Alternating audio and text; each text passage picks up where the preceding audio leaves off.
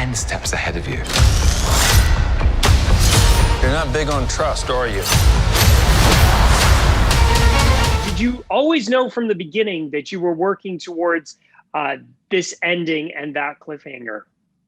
So we always knew that Loki and Sylvie were going to go to the Citadel and meet He Who Remains, and that the multiverse would be released. But the cliffhanger ending we didn't land on till later. I think we were always trying to work out like where's the best place to leave our story, and we went through quite a few different endings, and then we landed on this one, and we were all, it just was really exciting to me and the team. Why was Loki, I mean, I know Marvel fans were speculating about the multiverse maybe starting off with WandaVision. Why was Loki the right story to launch this new phase of storytelling for Marvel?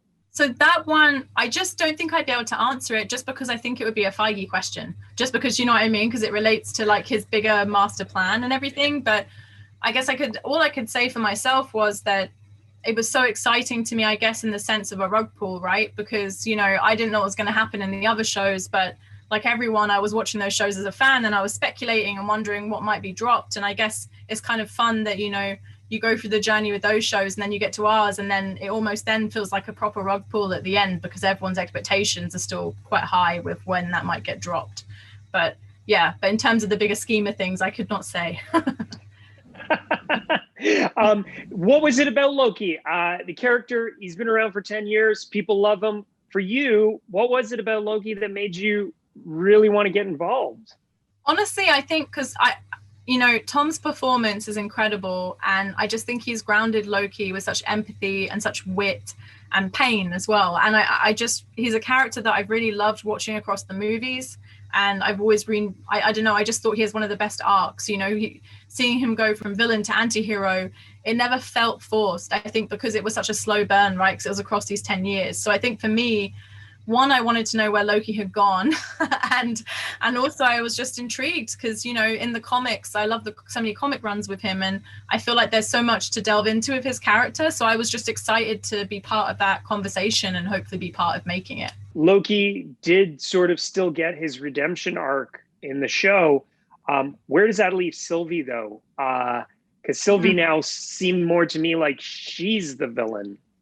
Yeah, I think Sylvie's in a really interesting place because in episode 6, I've always seen her more a bit like how Loki feels in Thor, you know, because she's on this revenge mission, but it's from a very dark place. It's fueled by hatred. And I think that's almost the sad part where he talks to her at the end and he's like, I've been where you are and it's not going to get you what you want. And I think you kind of see that on her face at the end, you know, is that she's completed the mission, but like, what now? She looks hollowed out and she doesn't look full or happy. And I don't know where her story will go, but I definitely would say that, you know, not much good can come from pain and anger.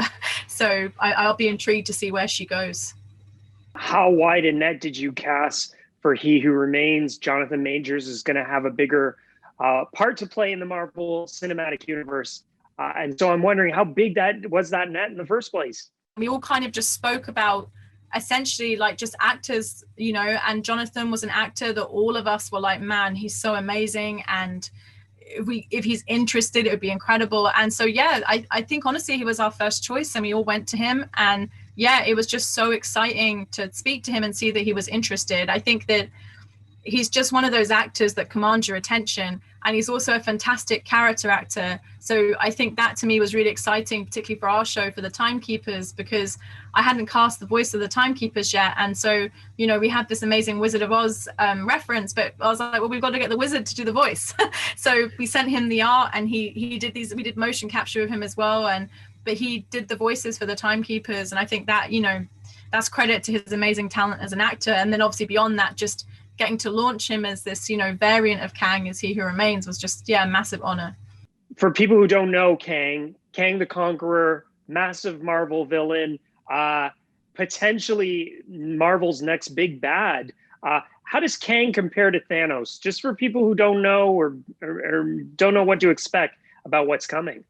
I would speak to his character, I guess, in our show, right? Like He Who Remains. And like their methods are so different. And I think he's such a different type of villain, which makes him so interesting. I mean, even his introduction, you know, like how we introduce him in our show, it's very casual. You know, the elevator opens and he's very relaxed and he's this great showman. He loves to talk. And I think you can already see the differences between him and Thanos, you know what I mean, just in their personalities. So for me, that just makes me so excited, because I'm like, okay, well, obviously in our show it's a variant, but these other variants of him that he talks about in our show, you know, he's like, if you think I'm evil, just wait until you meet my variants. And that for me gets me so excited as a fan, because I'm like, He Who Remains doesn't seem that good, like, because of what he's been doing with the TVA. But if he's doing that to protect, you know, himself from these other variants, then what on earth are they like? So no, I'm just really excited to see where Jonathan takes the character. The news over the weekend is that you're not going to come back for season 2 after delivering such a perfect season 1. How do you make the decision to say no, or you don't want to come back? I think honestly, so when I signed up, you know, we were the 6 episodes, and I've just always been thinking about this story, and I gave it my all and everything in my heart and soul, and I'm so proud of it. And I loved working with Marvel, but I just feel like my part in this story anyway is done. And like season 2, I just can't wait to watch it as a fan and see with, like, you know, fresh eyes where they take all the characters and where they take the story. Okay, favorite Easter egg, and are there any Easter eggs out there that people haven't talked about or discovered or debated on the internet yet? Oh, okay. So an Easter egg, I don't think I've seen people talk about it, but in Renslayer's office at the school, there's a certificate behind her. I don't think I've seen it spoken about online. I might have missed it. And then I spoke about another one, which I think is starting to get out there now, which is when Loki runs into the chrono wing of this new TVA at the end. There's a hunter that runs behind him, and that's someone should be very familiar to viewers if they pause or have a look, or yeah, it's very, very quick, little tricky little reference, that one, but it's very fun when you get it. And then my favorite Easter egg, I think, honestly, can I just say all of episode 5, just because we've had so many in that, and we had so much fun, like hunting so many, because it's just wall-to-wall Easter eggs, that whole episode.